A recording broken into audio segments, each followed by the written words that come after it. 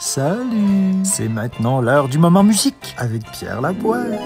Aujourd'hui, je vous parle de mon premier album qui avait pour titre mon nom, mais que plusieurs personnes appellent le Columbarium parce que c'est la chanson la plus connue sur l'album. Premier album professionnel, enregistré au studio Mastercard sur la rue Saint-Laurent à Montréal et réalisé par Jean Massicotte. Au moment de sa sortie en 2004, j'avais 23 ans. Je dis premier album professionnel parce qu'avant ça, il y en a eu un autre que j'appelais La Maquette. En fait, c'est l'enregistrement que mon manager de l'époque, le grand Michel Séguin, m'avait fait enregistrer tout de suite en sortant du Festival international de la chanson de Granby. Il y en a eu moins de 2000 d'imprimés. C'est devenu un objet très rare. D'ailleurs, si vous avez la chance d'en posséder, sachez qu'aujourd'hui, ça doit valoir des millions. Bon, peut-être pas des millions, mais en tout cas, ça vaut cher. Donc, sur mon premier album, avec le Columbarium dessus, oui, non, ça c'est pas le bon côté. Oui, c'est bon. Il y a 3 chansons qui se retrouvaient déjà sur ma maquette. Donc, le Columbarium, Pointeur-le-Nord et Debout sur ma tête. Premier album professionnel chez Audiogramme. Premier vrai budget, première vraie pochette, regardez. L'acétate avec mon nom dessus. C'était mon idée. Pour un premier album, faut dire, j'étais très bien accompagné. J'étais avec Jean Massicotte. Je venais tout juste de terminer un album magistral avec la SAD. J'étais déjà obsédé par l'idée de faire un objet qui ne démoderait pas. Qui aurait bien pu être fait en 1945, mais aussi en 2045. C'est un album où je rends hommage à Barbara, à Brigitte Fontaine, à Aznavour, et aussi à des chanteurs québécois comme Claude Léveillé, Jean-Pierre Ferland ou Robert Charlebois. Mais j'avais en tête de faire un clin d'œil au Québec d'avant la Révolution tranquille. J'arrivais de l'école de théâtre. Alors je me suis créé un personnage et j'écrivais de la poésie vaporeuse. Je voulais qu'en écoutant mon album, les auditeurs soient tout de suite projetés à l'extérieur de leur quotidien. Et j'étais particulièrement filiforme.